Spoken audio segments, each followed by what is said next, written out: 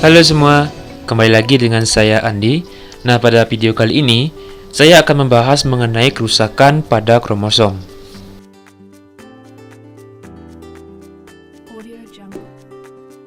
Apa sih sebenarnya kromosom itu?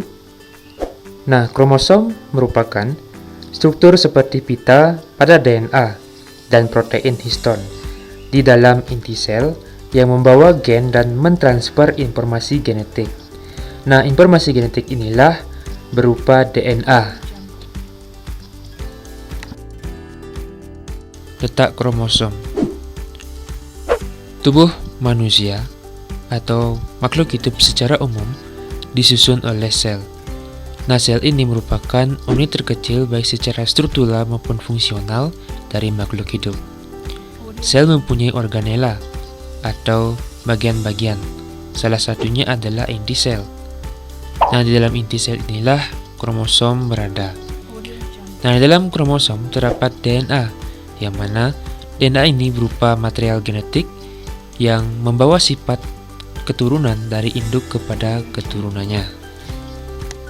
Pada kondisi normal, jumlah kromosom manusia adalah 46 buah atau 23 pasang, yang terdiri dari 22 pasang autosom dan 1 pasang kromosom seks atau gonosom. Nah, pada pria memiliki 22 pasang autosom plus XY, dan pada wanita 22 autosom plus XX. Nah, selanjutnya adalah mengenai akibat dari kerusakan kromosom. Nah, salah satu akibat dari kerusakan kromosom adalah adanya sindrom Marfan. Nah, sindrom Marfan sendiri adalah suatu kelainan jaringan ikat yang bersifat autosomal dominan, melibatkan sistem kardiovaskular, mata, rangka, kulit, paru-paru, dan dura. Sindrom Marfan disebabkan oleh mutasi pada gen ABN1 yang terdapat pada kromosom 15q21 yang mengkode fibrin 1, suatu glikoprotein pada matriks ekstraseluler. Prevalensi sindrom Marfan sekitar 2-3 per 10.000 penduduk dan sekitar 25-30% adalah suatu mutasi baru.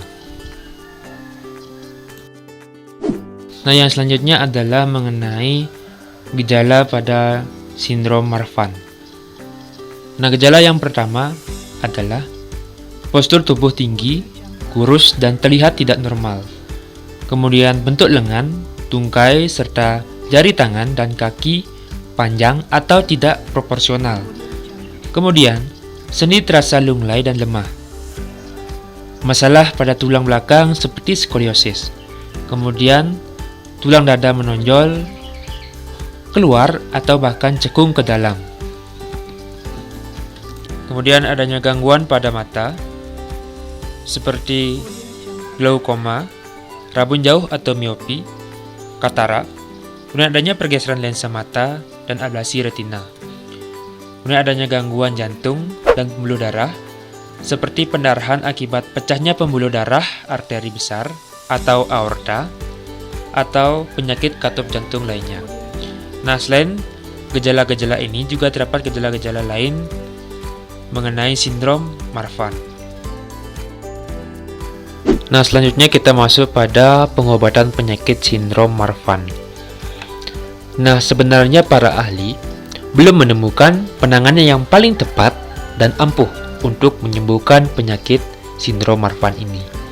Nah, tetapi jika dilakukan penanganan yang tepat sejak dini, maka angka harapan hidupnya akan bertambah.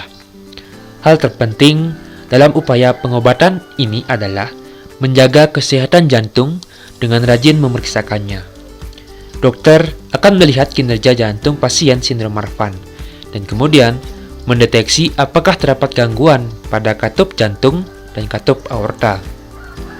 Nah, namun apabila si pasien mengalami masalah yang semakin fatal, terutama pada area pembuluh darah dan katup jantung atau tulang belakang, maka dapat dilakukan pembedahan untuk mengoptimalkan kinerja tubuh penderita. Nah, pencegahan yang dimaksud dalam Hal ini adalah pencegahan bagi si penderita sindrom Marfan ini agar tidak terjadi kondisi yang semakin parah. Nah, para ahli menyarankan bahwa bagi si penderita sindrom Marfan ini agar menghindari kegiatan berisiko tinggi seperti angkat beban, berselancar, menyelam, atau melakukan olahraga apapun yang melibatkan kontak tubuh. Nah, sekian video yang dapat saya sampaikan mengenai akibat kerusakan dari kromosom. Semoga video ini dapat menjadi bahan edukasi mengenai kromosom, dan saya ucapkan terima kasih dan sampai jumpa pada video-video berikutnya.